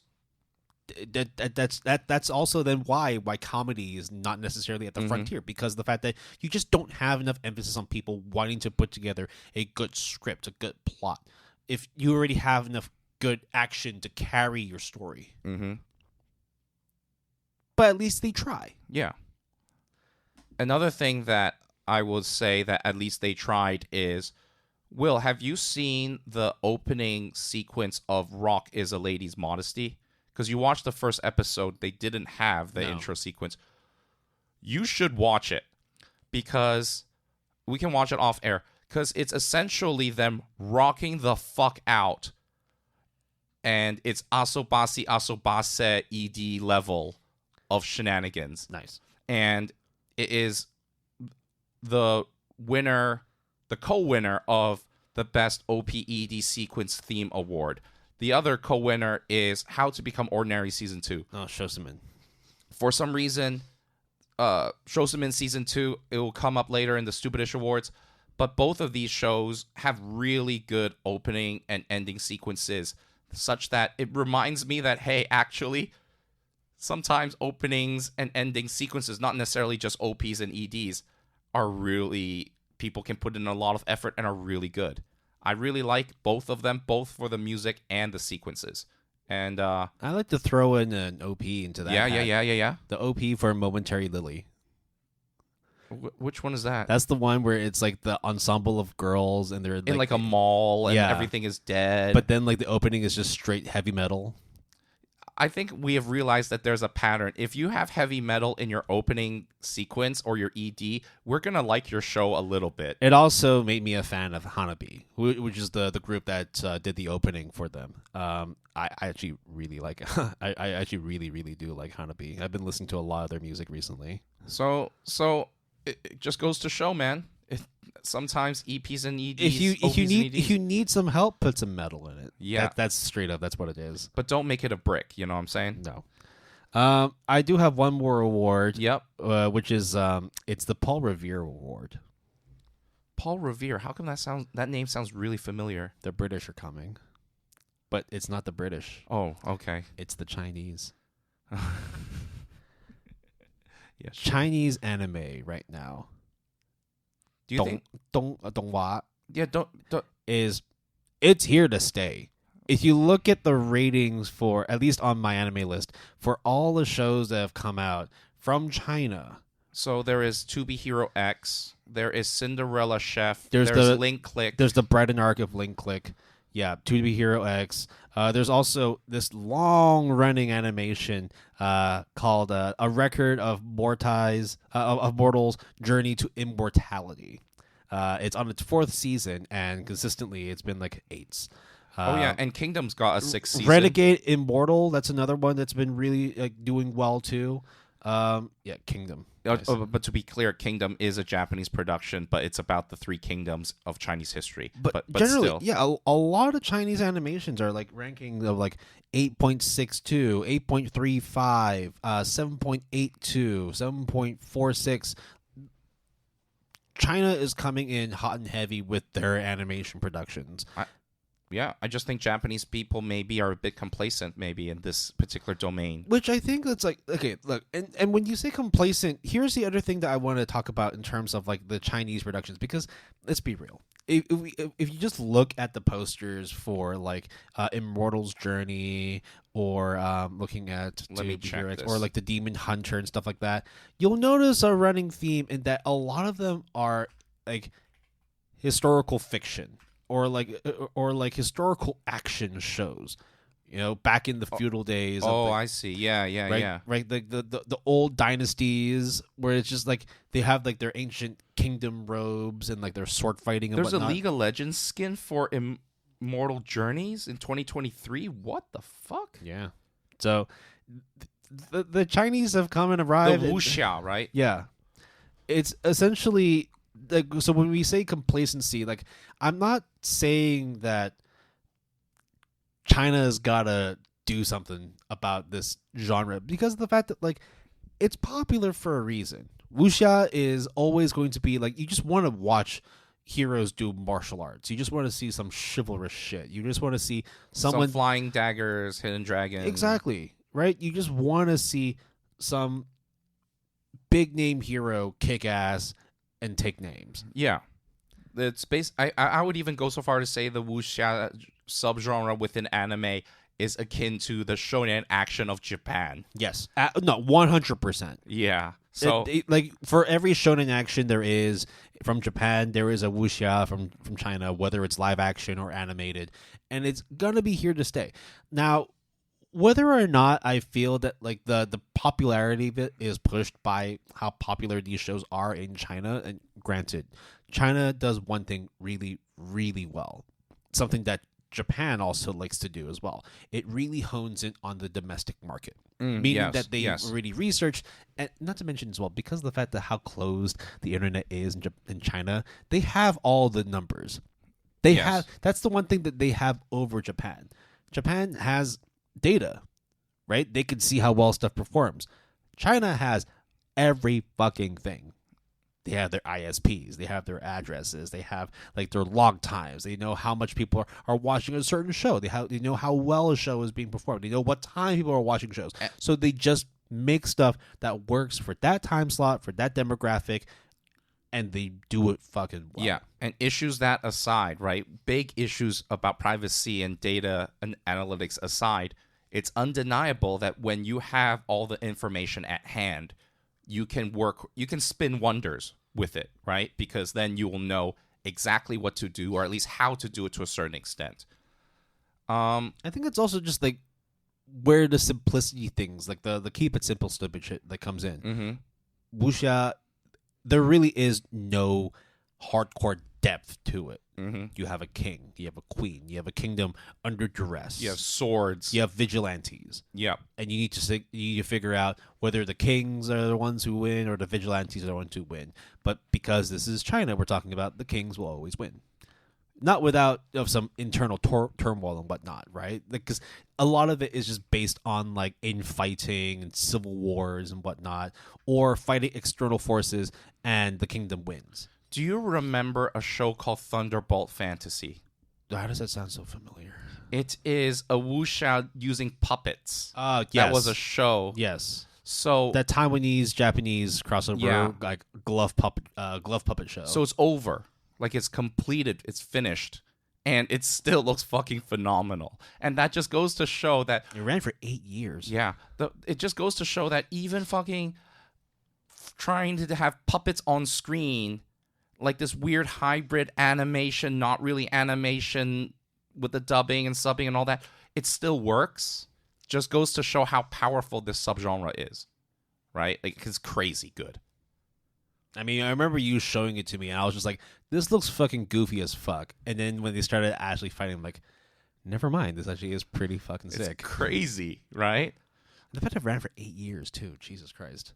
So what I also love as well is that, like, because this is a Taiwanese show, that they also have so the original languages are Japanese and Mandarin Chinese, but they also have Taiwanese Hokkien. Oh my god! Yeah, I haven't heard that in a while. They speak like Toyu or like fucking what? Yeah, I have no idea how that Which, works. I'll be very honest, I don't like the Hokkien accent. I don't like the Hokkien dialect, but that's because I am I'm a Chuchao boy, so. You're a filthy Chuchao boy. Yeah, I'm one with the fish. I am a fishy boy. Oh my god! People from China will know what I'm talking about. We eat a lot of fish. Shit. All right. Going off of that, I guess. I guess the other stupidish award that I would give, even though there are a few others that I want, but I think this one is the one that I would really want to highlight, is the amount of number season 2s there are in the past, like 2 seasons, like 2 anime seasons, I mean, so for winter and spring. And this is the 2 heads are better than 1 award.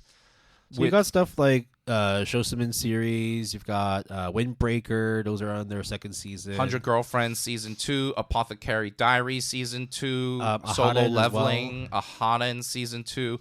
Like, all these are very good sequels. Almost all of them that we just mentioned are very good sequels. And of course, you could say that sequels generally are rated better or are better because they have a foundation to work off of. Yeah, that's true.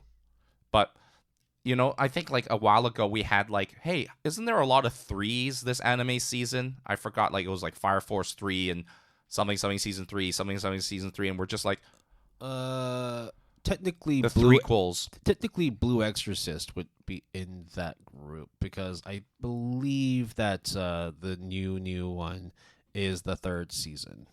I'm not sure. It could be the 4th season. I see. For spring 2024, we had 6 threequels: Konosuba Season 3, Slime Isekai Season 3, Sound Euphonium Season 3, Irregular Magic High School Season 3, Duke and Death of His Maid Season 3, and Yuru Camp Season 3. So, I can perhaps give a reason as to why we've been seeing a lot of these sequels and threequels. Yeah. COVID. Yep. If it weren't for COVID, these things would have released like 2-3 years ago. Mm. I think like Eurocamp was like well overdue, Mm-hmm. and that's why we had the movie in the midst of COVID. Yeah. I remember watching. And then now there's Season 4. Yeah, that's coming out next year, I believe. Sometime, yeah. But there, okay, and also my winner is Windbreaker Season 2.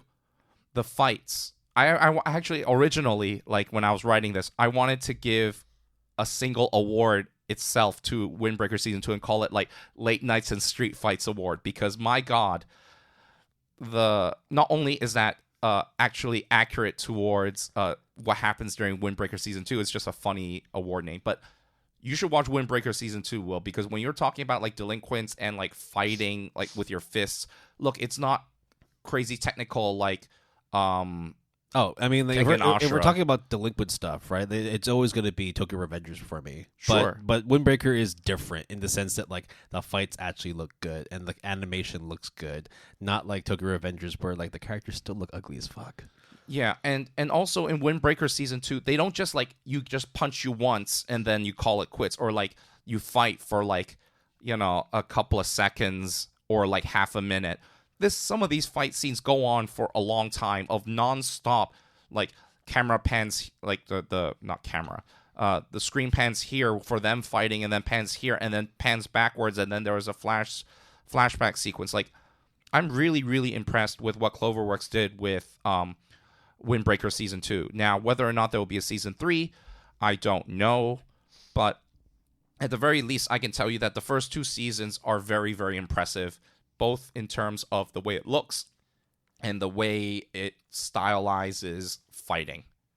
Is the storyline very, you know, jaw-dropping, amazing? Hell no. It's just guys fighting guys. That's pretty much it. But it's a really good one of those. So, hats off to that. And How to Become Ordinary Season 2, I think a lot of people dropped off for Season 1 because either it was only 11 episodes and it ended on a massive, massive cliffhanger. But Season 2 really wraps it up in a way that I think is pretty good. And it really delves into the characters now instead of the mystery element of it all. That it's a better show for sure. I want to round off this episode not with like an award, but more of a wish, a plea, really. And it's not another reason to shill for Calendar Generic Romance, but it would be wonderful if we could get more manga and anime series featuring Hong Kong or like the cinema of Hong Kong. In terms of bringing back the stories that have become not just like cult followings, but also masterpieces. Like thinking back on like the 80s and 90s of like the greatest Hong Kong movies, which involved like your Jackie Chan's, your Chow Yun-Fat's, your Stephen Chow's and all that, right? Like Hard Boiled, Shaolin Soccer, any Stephen Chow movie really. I just think it's hard to pull off. It's hard to pull off, but there was also like a time when Hong Kong cinema was the 3rd biggest export in the world. And that is behind the US, which no fucking shit, and India, which also Bollywood, no fucking shit. So the fact that Hong Kong, being this tiny, tiny little city in the south of China, population of less than 8 million people, managed at one point for decades to have one of the 3rd biggest movie industry in the world. And now it's crumbled because we had a lot of issues post 90s, mid 2000s. No real good movies have come out from Hong Kong. I mean, like there is one I think recently about that funeral home. The funeral home. Oh, I know which we're talking about. Yeah. That's the one with Wang Jiwa, right? It's called Tin Yu Dea ma. Tin Yu Dea. No. I think what I just said was a Chinese Po Dayok. That was it was like Break Hell, or I don't know what the English movie name is. A Teen New Day is the sky and Paul Deo, yeah, The Last Dance. yeah, the last That dance. one was really popular. Yeah. But and also the Walled City movie was really good too. But I would say like in terms of like the last few movies from Hong Kong that had like mass global appeal would be Infernal Affairs. Yeah. I mean, yeah. But of course, it doesn't mean that like I need animation studios and mangakas to start doing stories of like triads or like corruption or talking about like the nostalgia of the 80s and 90s, doing like Wong Kar-wai fucking like redos and all that. Like, but this was a once in a lifetime opportunity to be able to watch an anime that is set in Hong Kong of all places, talking about a very typical romance with some subtleties of sci-fi and mystery, and also maintaining the Kowloon Walled City aesthetic. Like, I will probably never see anything like that ever. Yeah, I think so. But that's why it's one of those cries for help. It's one of those like wishes upon a star where like the likelihood of it ever happening is close to zero, but it's still greater than zero. So let's see. Will there be, one of those sort of, triad cop dramas that come out in anime or manga form? Who knows? I mean, there's a very few of that now that I think about it. I wouldn't even say Tokyo Revengers is like that at all because it's less about the undercover cop, crime, corruption. It's more just like crime on crime. It's just legitimately like these people are doing bad things, but you got to find the good person out of those bad people. Do you think the Fable is as close as you will get about the Yakuza and stuff like that? Yeah, but at the same time, you don't have like the undercover side like as hardcore. It's more like people living in secret. Right. It's not like the assassins have joined forces with the police or like the police are going undercover amongst the assassins and whatnot, right? It's more sort of like living a lie or trying to keep your identity under wraps.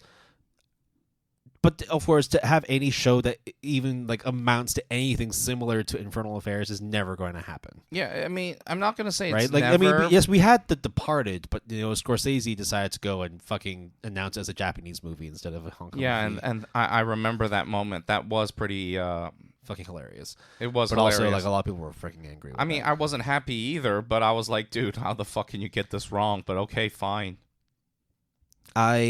I would love to see more like Hong Kong based stories, but I know that that's not like the modus operandi of most mangakas. The only reason why Kowloon Generic Romance even started up in the first place is because the mangaka played a video game that sets in Kowloon, and that's why she wanted to write Kowloon Generic Romance. I just think the spotlight has gone off of Hong Kong, just like how J-pop is kind of out and K-pop is in. I think it's just the changing of the guards and just everything has just moved on to the next best thing.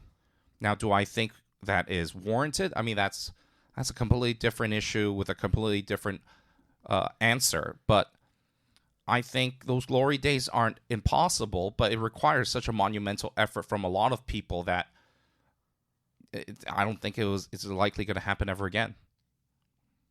Yeah, I mean, call it like nostalgia, call it reminiscing and whatnot, but it's like I do miss like the old days of Hong Kong in terms of like having like when kung fu movies were still very fresh and not kind of derivative and whatnot, right? And also having like Canto Pop being like at the top of the world when you had like your big four of Aaron Kwok and Jackie Chung and Leon Lai. So you want anime and manga to go back in time and just look for like for Hong Kong. Look for Hong Kong, yeah, dude.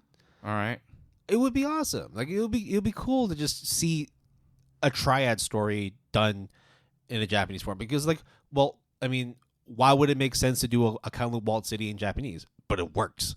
It fucking works. But that's like literally 1 out of a billion mangakas and stories, unfortunately. And we've got one so far. We've got one. So there's always a chance there will be another. Are you saying I got a chance? Yeah. Okay. That's how I want to end things here. So let's end it that way then. That wraps up our season 9 finale, serious and stupidish awards. If you are interested, you can always leave a ratings or reviews on our podcast listening platform of choice. We appreciate you nonetheless. If you want to contact us, you can reach us through our email, gapalette@gmail.com. That's GAPALETTE, all lowercase, all one word, or using the handle @PaletteGood. That's capital P and capital G, all one word, or using, or we have a Discord link. We also have a website, www.goodanimepalette.com, all lowercase, all one word. Music credits for this episode. Our intro music is Life is a Party by John Runefelt. Our break music is Chemistry Love by Swift7. And our outro music is Voyage by Pow. You can always support the music artists that we feature by listening to them on Spotify, Apple Music, or your music listening platform choice. And Epidemic Sound provides all of our royalty-free music. If you're interested, you can sign up using the referral link in our show description. Terms and conditions apply. So, before I went into housekeeping, you guys would probably, if you've listened to other season finales before, there would have been a quiz segment, but I think Will and I are recording on a Sunday, so we're kind of strapped for time. So we're going to leave that for maybe another time entirely. So I think that really wraps up our season 9 finale and on to season 10. Will, anything you want to say before we close up shop for season 9? No, I hope you all enjoyed the picks that we made and also enjoyed the journey that we've been on for season 9 and the ones before that came, all the way up to this point. We have had a lot of fun doing this, but I think this might be a good time to also make a slight announcement. So, as you know, once we're done with this, we're going to be continuing with season 10. But I do want to say that season 10 will be my last on the Good Anime Palette podcast. After the 120th episode, regular episode, which would round up season 10, I will be moving on from my permanent position with the Good Anime Palette podcast. I'm not moving to another podcast. I'm not ditching this and going to somewhere else. It's more that things have changed in life that I now am no longer able to put as much focus into the podcast as I'd like. But don't worry, season 10, I'll still be on board. I'll still be continuing with the energy, with the anime, with the manga, with the poking fun at Jason when he can't pronounce certain things. Yeah, and also I just to be clear, I will be continuing solo at least for a bit after season 10 and see how that goes. I do have certain ideas that are floating in my head about how things should pan out, but Will is always welcome back on the podcast, and I think whenever there is a segment or kind of a discussion topic that I kind of want to pick his brains at, I will definitely reach out to him, and he's obviously welcome at any point to come over and spit fire into the mic like we've had for the past couple of years. Yep. So season 10, I will continue being a regular contributor, but beyond that, I will be relegating myself to guest appearances. Relegation? I mean, like, it's not like it's a negative thing. I am, forfeiting certain responsibilities on this podcast, but nonetheless, the journey has been great, and we still have one last dance. So I hope that you guys stick around for season 10, and beyond that, keep on going on the journey with Jason. He's overflowing with anime knowledge and hot takes. Emphasis on the hot takes. I can't wait to hear what he has to say about certain anime and manga trends that happen in 2026 and beyond. Watch me get it all completely wrong. Also, no one is there to back me up when I mispronounce things anymore, so I'm going to have to work on that. So, anyways, that is the end of Season 9. See you guys in Season 10. Later.